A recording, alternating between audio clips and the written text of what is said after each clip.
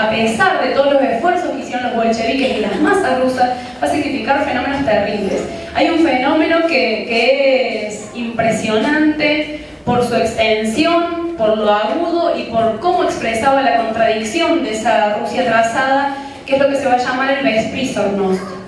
que era un fenómeno de miles y miles y miles de niños en las calles.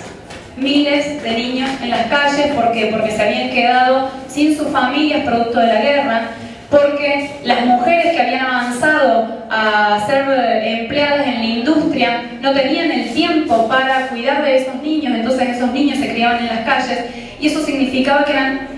por ejemplo, en 1927, 300.000 niños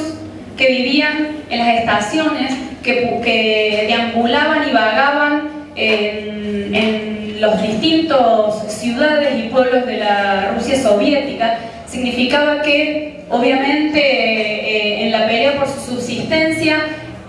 cometían pequeños crímenes, pequeños delitos, lo que se llaman, lo que conocemos como los delitos a la propiedad, es decir, robo, hurto, que además para las niñas significaba la expulsión y la única forma de sobrevivir, que era la prostitución. Entonces, en lo que en los niños va a ser vandalismo, criminalización, en las niñas y en las jóvenes va a ser la prostitución. Eso eran alrededor de 300.000 niños en toda Rusia. Como decíamos, la prostitución de las mujeres, porque va a ser la única forma de acceder a algún medio de subsistencia. Y va a dar fenómenos paradójicos. ¿Por qué? Porque esas conquistas, por ejemplo, que habían tenido las mujeres, como los derechos laborales, van a significar que a la vuelta de 4 millones de hombres del frente de guerra, van a desplazar a esas mujeres y van a ser las primeras en ser despedidas, lamentablemente, porque las condiciones de la industria soviética no van a dar abasto para contener a los hombres y a las mujeres rusos. Entonces esas mujeres van a ser expulsadas de las fábricas porque eran más costosas, justamente por los derechos a los que habían accedido. Cabe aclarar acá que nosotros decimos que el Estado soviético, a diferencia de lo que va a decir el estalinismo, de que el socialismo se había realizado y de que podía realizarse en un solo país, y que 9 de las 9 décimas partes de ese socialismo estaba realizado, el Estado soviético, para los trotskistas, era un Estado que tenía doble carácter. Era un Estado que tenía el carácter proletario, el carácter socialista. ¿Por qué? Porque salvaguardaba y porque había significado la colectivización, es decir, la expropiación para la comunidad de los medios de producción, pero que sin embargo, como un Estado transicional, mantenía rasgos del viejo régimen, el viejo régimen burgués, que eran, por ejemplo, algunas de las condiciones económicas, el trabajo asalariado pagado, es decir, el mantenimiento de la moneda, determinados mecanismos de mercado, y que eso, luego de un periodo que va a ser el comunismo de guerra, para tratar de darle un empuje a esa economía, van a impulsar el partido bolchevique lo que se conoció como la nueva política económica, que va a significar la apertura del mercado en algunas ramas de la producción para alentarlo. Entonces, estas contradicciones se desarrollaban en ese marco. Entonces,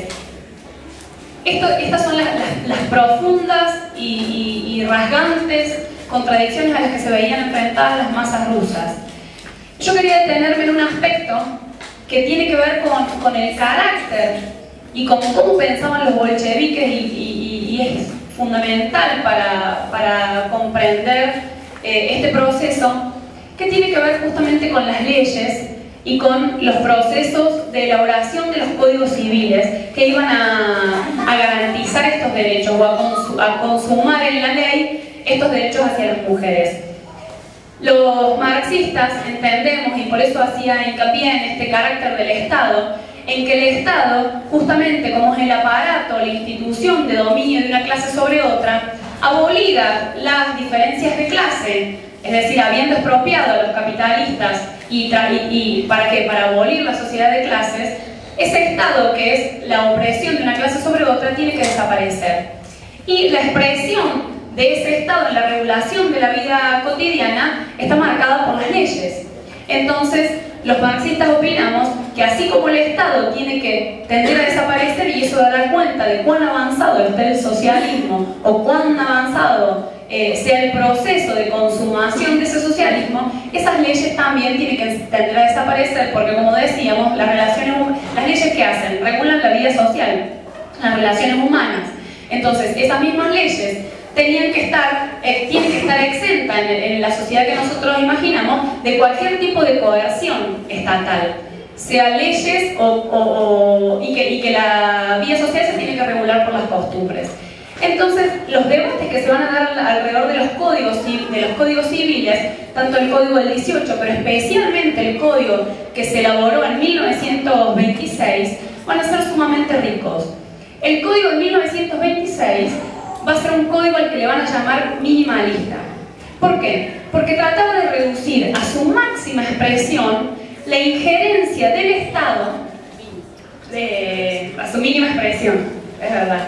Trataba de reducir a su mínima expresión la injerencia del Estado en esas relaciones humanas. Y eso va a significar debates súper acalorados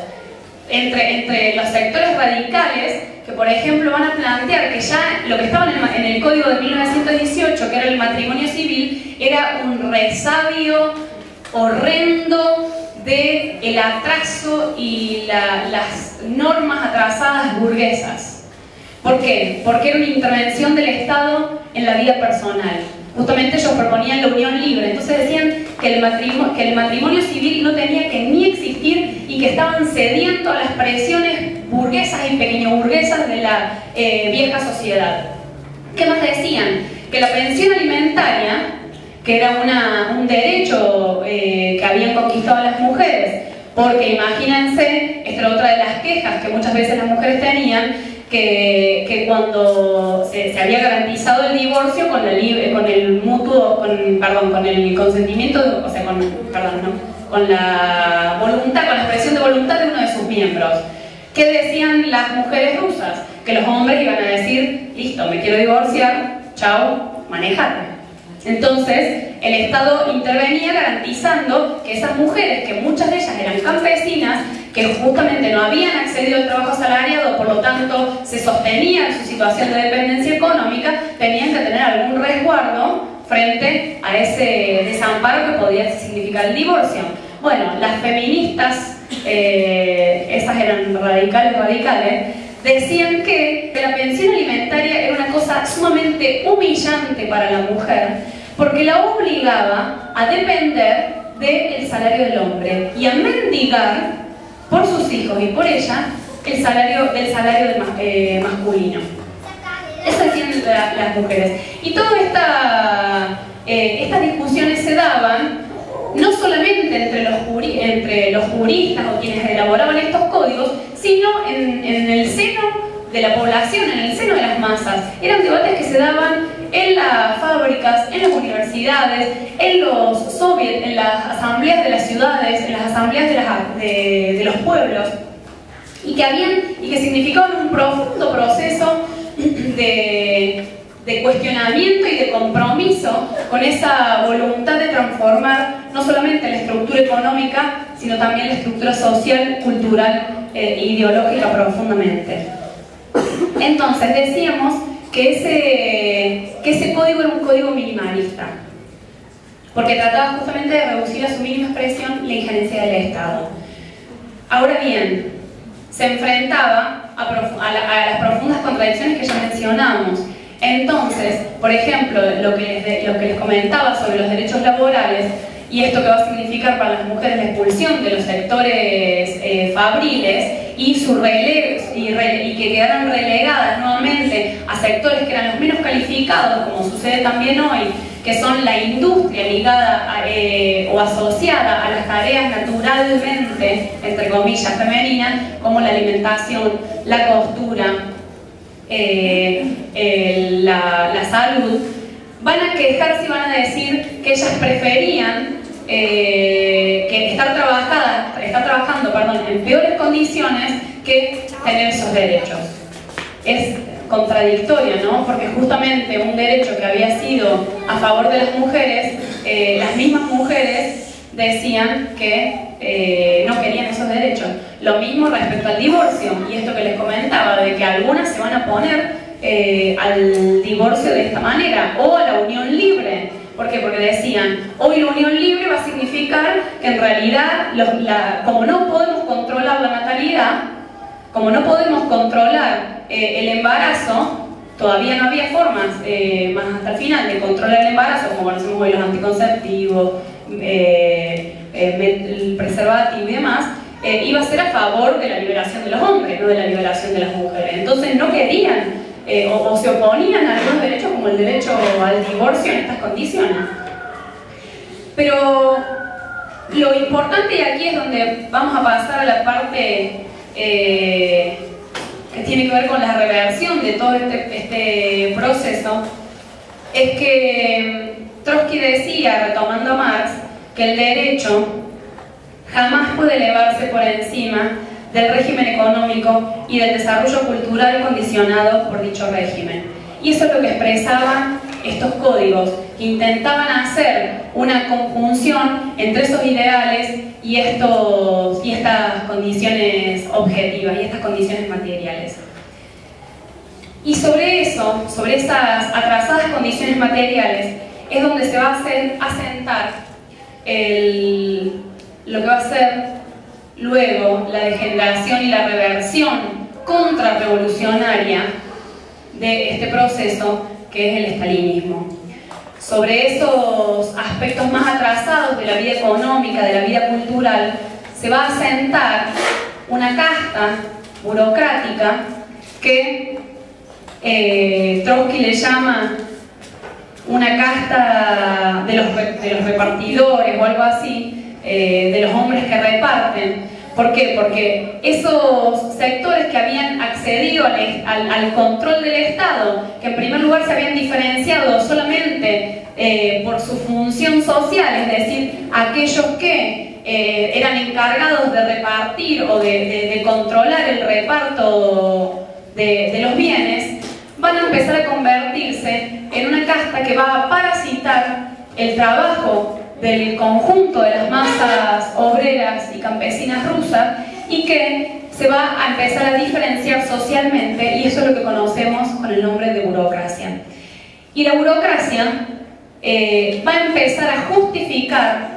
las condiciones del atraso ruso, va a empezar a hacer ideología y va a empezar a inventar inclusive teorías que justificaran su inacción y en última instancia su impotencia. Y en lugar de reconocer, como habían reconocido los bolcheviques hasta 1926 y obviamente otros sectores como la oposición de izquierda, de reconocer las contradicciones a las que estaba sometida la situación rusa, pero saber que a veces tenían que hacer retrocesos tácticos, como por ejemplo en un momento cerca de 1930 se va a volver a permitir la adopción. ¿Para qué? Para contener ese enorme fenómeno que el Estado no podía contener, que eran los Besprísornos, es decir, los niños de la calle. Entonces decían, antes de que todos estos niños estén deambulando por las calles, volvamos a permitir la adopción para que pueda la familia cumplir ese rol social y contener a esos niños. El estalinismo lo que va a hacer, lejos de decir, bueno, esto es un retroceso táctico, va a empezar a justificar y a volver a desenterrar viejos valores, viejas ideas que fortalecían a la familia, que volvían a darle a la mujer el lugar de la madre, que volvían a prohibir, como por ejemplo el derecho al aborto, y van a hacer de esa situación de necesidad una virtud. Voy a leerles una cita para ir ya cerrando un poco, porque tiene que ver con esto, que esa burocracia estalinista, esa burocracia que llevó adelante el proceso contrarrevolucionario y que se va a plasmar en el Código de 1936, así como en la Constitución de 1936, va a significar una reversión total sobre las condiciones y las conquistas que habían tenido esas mujeres. Pero lejos de lo que puede entenderse de que la situación rusa no tenía salida, lo que esta investigadora, Wendy Goldman, una investigadora norteamericana, plantea, así como Trotsky, es que lo que hubo no fue ¿cómo decirlo? La ineluctabilidad de las condiciones materiales, sino una decisión política y consciente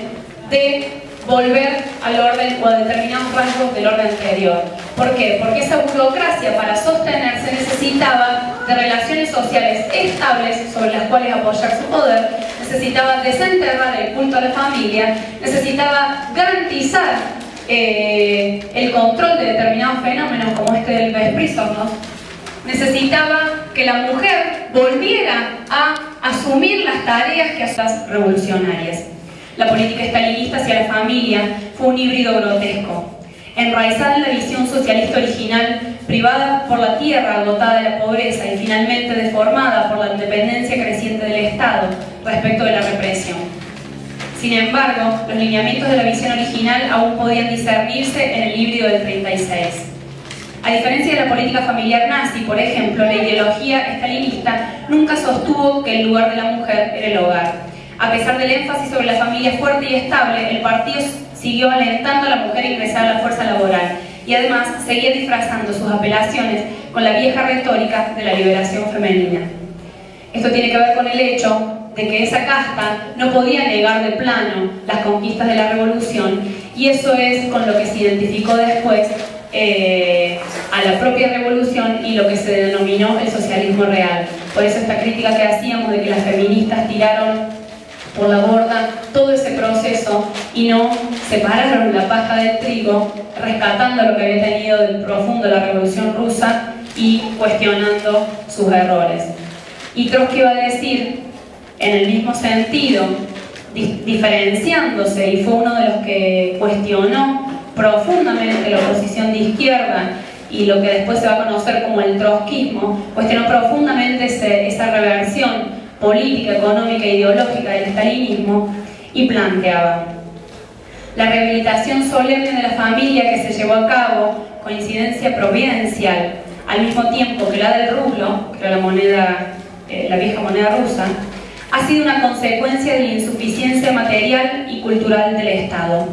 Pero en lugar de decir, aún somos demasiado indigentes y demasiado incultos para establecer relaciones socialistas entre los hombres, y nuestros hijos lo harán, los jefes del régimen recogen los trastos rotos de la familia e imponen, bajo la amenaza de los peores rigores, el dogma de la familia, fundamento sagrado del socialismo triunfante. Se mide con pena la profundidad de este retroceso. Lo que nosotros queremos rescatar es que, a pesar de lo que significó la reversión estalinista, el gran, profundo avance que significó para las mujeres rusas y como ejemplo para las mujeres en todo el mundo, que con la expropiación de los capitalistas se podía avanzar en liberar a las mujeres, aunque esto no podía darse en un país donde lo que había era miseria y donde lo que se socializaba era esa miseria, es que las mujeres no podremos liberarnos de esa opresión si no acabamos con este sistema que es el que asienta, garantiza y reproduce cotidianamente la explotación del hombre por el hombre, y que saca valor, que saca plusvalor de esa fuerza y ese trabajo no pago de las mujeres, que estamos en las peores condiciones. Las mujeres en la actualidad estamos más del 54% en condiciones precarias. El 43% de las mujeres en la Argentina, por dar solo un ejemplo, trabaja en negro.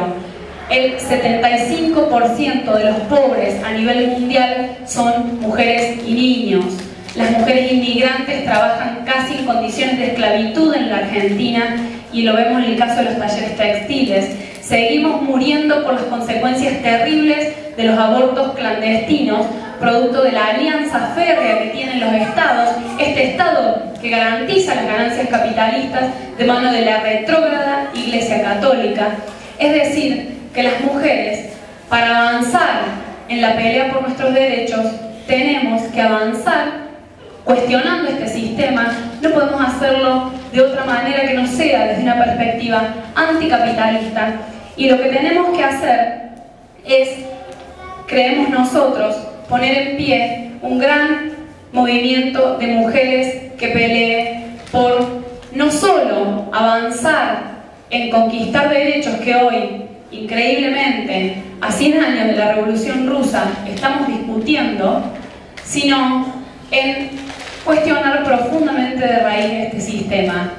Y para retomar y sacar otra conclusión a la que nos permite, creo yo, esta experiencia de la Revolución Rusa,